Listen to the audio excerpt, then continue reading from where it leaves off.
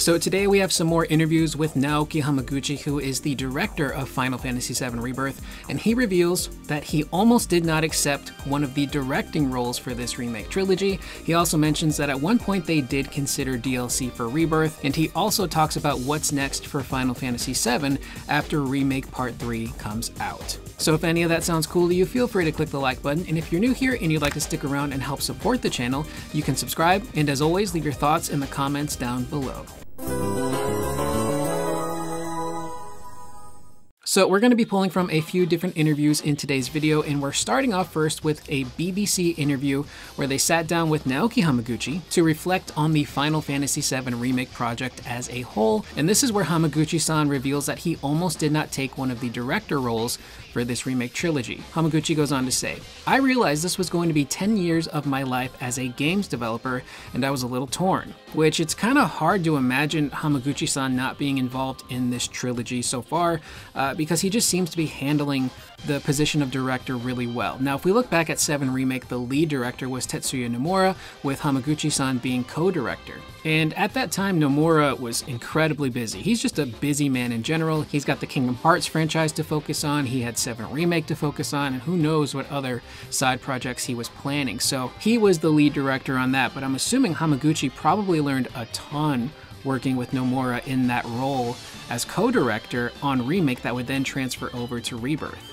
And all of the interviews we've covered, Hamaguchi just really seems like someone who, again, doesn't just understand the world of Final Fantasy VII and its characters, but he just understands game development in general, what makes a game fun and appealing, from story to combat to overall structure. And it's one thing to be a game developer working on different games for 10 years straight compared to working on one specific project for 10 years of your life. That is 10 years of the same thing every single day, trying to create something new and iterate off of what you built on. Also take into consideration player feedback as well as feedback within your company. And when it's a property like Final Fantasy VII, it becomes an even more daunting task because of the expectations that people have. And I wonder if that's another part of it, another layer of him loving Final Fantasy VII so much that maybe he was concerned that he would mess it up. You know, I'm sure there's a lot of factors that go into that. And when it comes to pleasing the fans, he actually does follow up on that by saying, with the original being so famous, so many people have their own visions of what Final Fantasy VII is. It's very difficult to please absolutely every single fan out there. And boy, do I know that, Hamaguchi-san. As someone who focuses a lot on Final Fantasy, specifically 7, I see a very wide range of comments of people who love the Remake Trilogy, people who are indifferent, and people who flat out just hate it. And that's just life in general. Whenever you do something or put together something, whether it's a game or a TV show, movie, music, book, you're never going to have 100% of that fan base be happy with the product that you give them. Some people like the original game and they wanted that with updated graphics, same combat style, same music, nothing too fancy. But for me, I'm very open to what Square Enix has been doing with this Remake Trilogy. I love the chances that they've been taking with the story and trying new things. I love the combat, which we will get into a little bit more later. It's just such a fulfilling, satisfying combat system that is just incredible. And it really is refreshing to play Remake and then move into Rebirth and see all of the changes that they've made while also staying faithful to certain elements that we remember of the story. But keeping things fresh, I think, is incredibly important, and again, I'm super open-minded to how they're handling things with this trilogy so far. Now, despite all of the worries of, should I take this job? Are we going to please the fans? He would go on to say that he is pretty happy with everything so far by saying, "Final Fantasy was one of the big inspirations for me to want to become a game creator in the first place. This was my way of giving back to the series." And you see that with this development team. Of course, you have like the stalwarts that are still there. Katase is still there, Nojima, Nomura, all of the people that were involved with the original Final Fantasy VII as well as the compilation, but now you have a big group of the younger generation who grew up playing these games, and they are now in a rare position of not only being a game developer, but being a game developer at Square Enix working on this game that inspired them in the first place. And that's one of the reasons why I'm so comfortable with him in the director role, is he understands these characters, he understands the world. Nojima-san does as well. Everyone involved, they know how big this project is, and they know that they gotta get it right and they gotta stick that landing, especially on part 3, to give people a very satisfying ending. And Hamaguchi has talked about in other videos how he goes around the world doing like seminars and speeches, and there are developers there at those conferences telling him, I love Remake, that's what got me into game development. So it's this really beautiful cyclical thing where inspiration just keeps hitting each generation, specifically with Final Fantasy VII, and that motivates people to want to continue to pursue that passion and give back when they have the opportunity to. It's super cool. But after they finish up this trilogy, what does Hamaguchi-san want to do? And he's given a number of answers when this question comes up, but this one feels a little bit definitive. He would go on to say, I want to move away from it and take on a completely new kind of challenge. I've given everything I have to this, referencing the Remake Trilogy. And as much as I love this trilogy and what they've been doing, I really want to see what Hamaguchi and the team can do with a brand new IP or the next mainline installment of a Final Fantasy game. You know, because they've shown that they understand game design, they understand great combat and story and music and structure. How would they apply that to something that isn't pre-existing? And who knows what they're going to do next? You know, Final Fantasy XVII technically is still an option, although Final Fantasy XVIII probably seems more likely. But based on Square Enix's dev history, we know they like to get started on the next mainline installment of the Final Fantasy franchise while their current one is about to release. So by the time 16 was coming out, they were probably already in the planning stages of 17, who was going to direct the game and be the development team behind it. So that stuff is most likely figured out. And if it is, there's a chance that Hamaguchi-san and the team will do maybe a Final Fantasy XVIII. However, there is a bit of a wrench in that system because we do know that Square Enix is undergoing some really heavy restructuring right now. There's been tons of layoffs, some projects have been canceled. They're really trying to focus on quality over quantity, and I think they're kind of moving into that Capcom direction of really focusing on those good tentpole titles.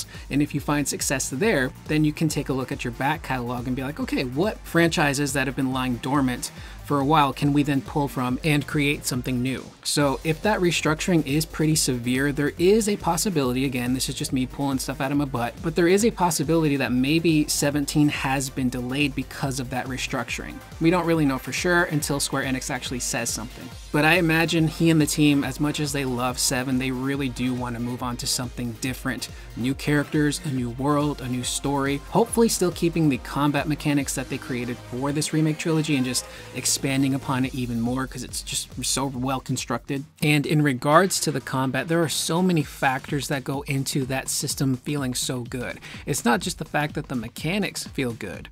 It's the enemies you're fighting are genuinely really fun to fight, especially the bosses on hard mode. They really make you think about your materia setup, your party setup, your synergy skills and abilities, and that in combination with the incredible music that backs you up in those fights, it just creates this incredibly exhilarating experience when you're in the heat of battle, fighting bad guys. That music almost acts as a fourth party member, helping you out, cheering you on in those fights. It's amazing. But I imagine by the time all of this is over, it's going to be exhausting.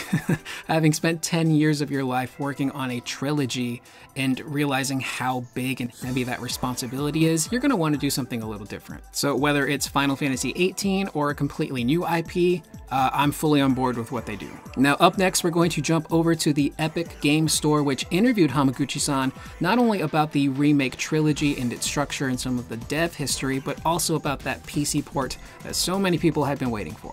So starting off first, they list off some of the inspirations that Hamaguchi-san had when it came to crafting Rebirth. That includes games like Ghost of Tsushima, again, fantastic game, please go try it out. Horizon Zero Dawn, another fantastic series, and The Witcher 3, Wild Hunt, which Hamaguchi has said on a number of occasions is his favorite game of all time. I myself, not too familiar with The Witcher. My knowledge extends to the first 2 seasons of the show, although the Witcher 4 trailer they showed at the Game Awards looks super sick, and that actually kind of piqued my interest into the franchise, so I might be checking that game out when it comes out. But Hamaguchi goes on to talk about the incredibly ambitious structure they had for Rebirth by saying, during the first year of the Rebirth project, we were repeatedly making prototypes to define the size of the world map.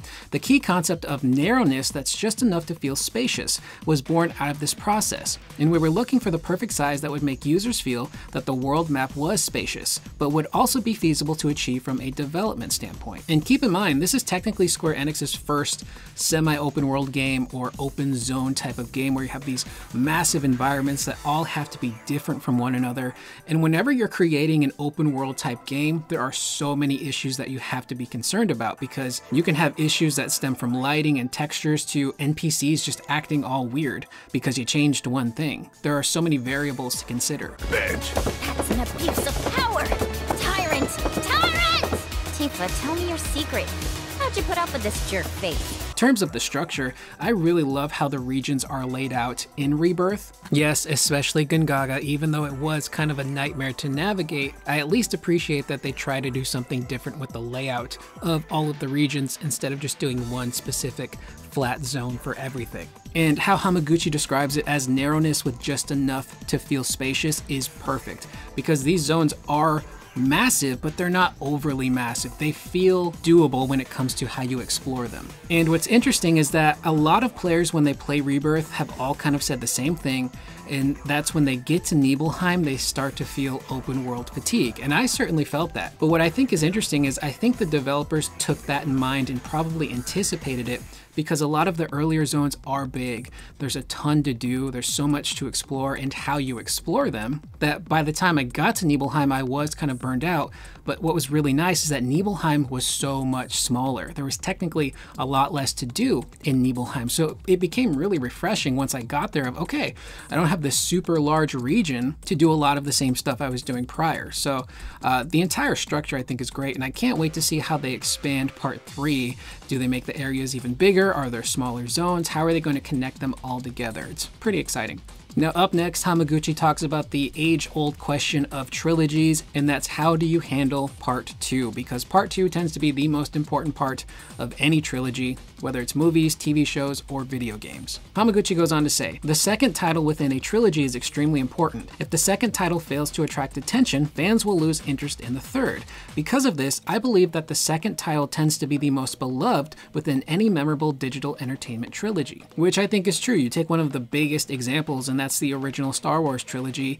So many people have fond memories of The Empire Strikes Back. For a lot of people, that is the definitive Star Wars film because it has everything you want. Great character development, great action, but they end on a cliffhanger where the heroes have been beaten down. So that leads to intrigue for part 3 of how do these guys come back. And I think they nailed that with Rebirth on a number of different occasions. Again, that combat system just being so well crafted and fun to play. I never got tired of it. The stuff they set up with characters like Zack, of like, what is Zack's role? What is he going to be doing? I think is a really great hook. The unreliable narrator aspect of a character like Cloud. And then of course you have the ending, which is incredibly controversial, but I think it is controversial to the point where it still has people, most people anyway, intrigued on how they wrap this up in part 3. So I think that hook that you have to have for your second part of a trilogy, I think they were successful in landing that in this trilogy in particular to get people questioning what the heck are they going to do in part 3, not just for the story, but expanding on those regions, expanding on gameplay mechanics. It's really well done in my opinion. After this, Hamaguchi goes on to talk about the PC port, the improved lighting system, as well as richer high-spec character models which look incredible, stuff they just can't do on the PS5 unfortunately, and how they're trying to make all of those graphical options as accessible as possible. But it is going to be super cool to see people playing this game on the beefiest, most powerful rig imaginable. I want to see the best lighting on this game, the best graphical fidelity, just to see how beautiful it can actually be, because it looks really damn good already on the PS5 Pro. So I'm super excited to see people upload their footage of this game. Now here's what's really interesting, and I think this is the first time Hamaguchi has ever revealed this, but he said they initially did want to do DLC for Rebirth, specifically for the PC version, which is interesting. He goes on to say, we did have the desire to add an episodic story as new DLC to the PC version. He would then go on to say, but because their resources were limited, they felt that finishing part 3 and getting that out as soon as possible was the highest priority. So that's really interesting. I don't know if it would have been a case where the DLC would have been PC exclusive or if it would have come to PS5 at a later date, but we've talked about before about how the perfect candidate for a DLC episode for Rebirth would have been Vincent. Vincent has such a rich backstory that you can mine for a piece of DLC, starting from his beginnings as a Turk in Shinra, how he interacted with Hojo, Lucrezia, Sephiroth, all the way to how he ends up in that coffin in the basement in the Nibelheim mansion. It also would have provided a really great opportunity to get gameplay out there for Vincent, to get feedback from people of, okay, how does Vincent feel? What can we do better moving into part 3? And as nice as it would have been to have that DLC, the fact that they decided to prioritize part 3 instead, I think is probably the better option, so that way it can come out sooner. But that's pretty interesting that at one point they actually did want to do DLC specifically for the PC version. Now, after this, Hamaguchi talks about what they would do after part 3 comes out, and he goes on to say, however, if we receive strong requests from players after the release regarding certain matters, we would like to consider them. And with that comment, I think he might be referencing perhaps issues or big criticisms of the PC version that they look to address after its release, but I do also think he's talking about Remake Part 3 in regards to adding more content should people want it, which Hamaguchi has talked about in previous interviews about how after they finish up 7 Remake Part 3, there is still the possibility that they could revisit that world, either maybe with new characters or creating a brand new standalone game or doing DLC content. And the issue that I raised is OG FF7 and now the trilogy is such a big, impactful, really well done story. Granted, the jury is still out on part 3. We got to make sure that they can actually nail the landing on that game when it comes to its story. And if they can wrap up a nice bow on it, that would be great. But the challenge is, where do you go from there? You have an incredible villain like Sephiroth, Genova, these really great story points. How do you build upon that and do something that's just as good or better? Because obviously people are going to keep comparing the next iteration of Final Fantasy VII to what came before it. So that is a bit of a challenge for the developers. But I think once part 3 comes out and it's received well, or if it's received not so well, there's probably going to be a cry for some sort of expanded content, maybe in the form of DLC or a new game. And it's really going to be hard to judge that until we play part 3 and actually see what the story is. How do they wrap this story up? And if it is a story where they nail the landing and it is satisfying, then I would probably prefer they don't touch 7 again for a little bit of time. Let people marinate on part 3 if they really enjoyed it. Let Hamaguchi and the team maybe try something a little different. And then maybe down the line you can come back to the 7 universe, revisit those characters, create a new villain that is hopefully, you know, as appealing as a Sephiroth. Or who knows, maybe they pull a twist and somehow Advent Children still comes to fruition, despite the fact that it kind of feels like they're trying to avoid that in the 7 Remake Trilogy and prevent Sephiroth from finding a way to come back. But if for whatever reason he does come back and they want to do episodic content in the form of DLC for Advent Children, that could be a possibility too. But again, so much is up in the air until we actually experience part 3 for ourselves. So with that being said, that is the video. Let me know what you guys thought in the comments down below. Specifically, if Rebirth were to have DLC, what character would you want them to focus on? Would it be Vincent? Would it be Sid? Would it be the Turks? I'd love to hear your thoughts in the comments down below. I am Curious Corduroy. I will see you guys in the next video. Please remember to always be excellent to one another.